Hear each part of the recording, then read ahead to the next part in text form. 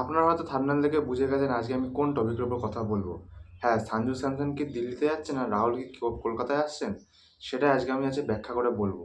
এতদিন ধরে সঞ্জু স্যামসন আর রাহুলের একটা বাংলা একটা গানই চলছে, আমি এদিকে যাবো না ওদিকে যাবো, আমি যাবো, যাবো কোথায়? কিন্তু এখন আসল কথা হয়তো তারা জায়গা পেয়ে গেছে, আমরা এখন যাবো এই জায়গায়।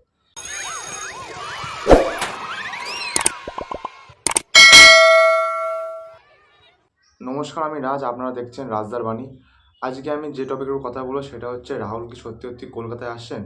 কলকাতার কিন্তু একটা ক্যাপ্টেন দরকার খুব জরুরি, কারণ আগেরবার আজিঙ্কে রাহানে ভালো ক্যাপ্টেন্সি করেনি, এটা হচ্ছে আসলে করেনি। ব্যাটিংয়ে ভালো করলেও আজিঙ্কে রাহানের ক্যাপ্টেন্সির গড় কিন্তু খুবই খারাপ ছিল।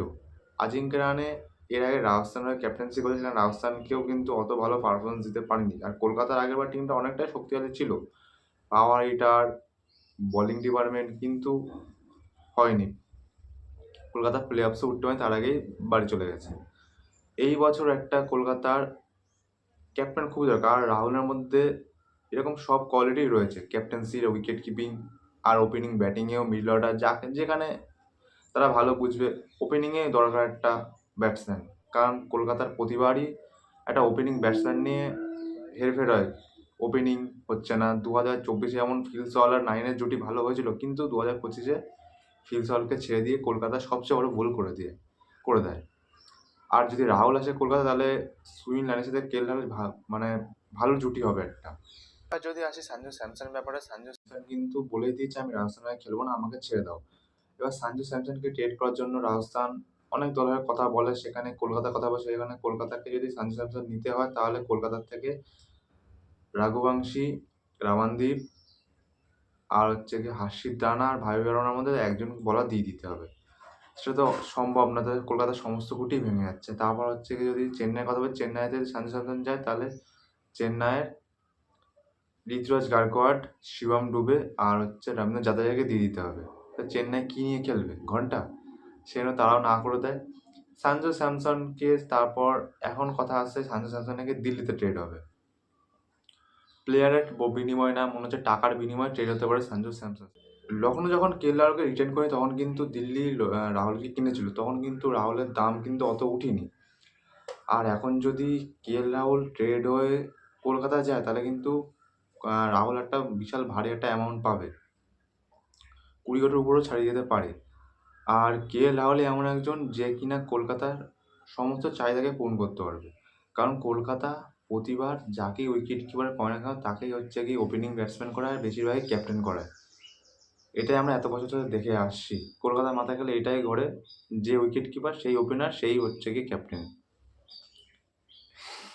বুঝি না কেন করে। আর কেএল রাহুলই কলকাতার সমস্ত খিদে মিটিয়ে দিতে পারে, এটা হচ্ছে আসল কথা।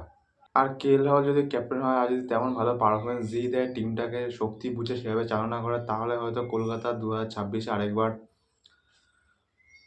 জয়লাভ করতে পারে।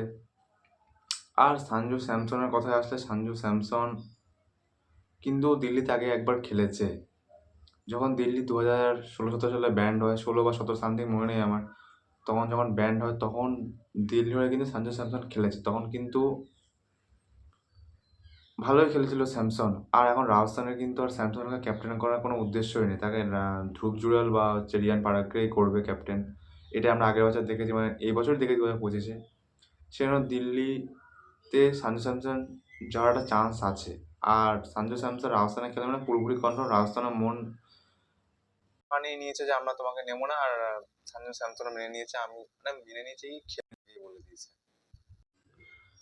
সেই জন্য সঞ্জু স্যামসন হয়তো দিল্লি যেতে, আমি পুরো কনফার্ম বলছি না, কনফার্ম না। দিল্লি যেতে আর কেএল রাহুলও হয়তো কলকাতায় আসতে পারে, 99% চান্সে, 1% চান্স না আসার। আপনার কি মনে হয়? আমি অ্যাজ ওয়েল অ্যাজ কলকাতার ফ্যান, আমি কলকাতার তরফ থেকে বলছি, কেএল রাহুল যদি কলকাতায় আসে, আপনার কি মনে হয় ভালো হতে পারে? কেকেআর ফ্যানরা অবশ্যই কমেন্টে জানাবেন কী হবে, ভালো হবে না খারাপ, কমেন্টে অবশ্যই জানাবেন কিন্তু।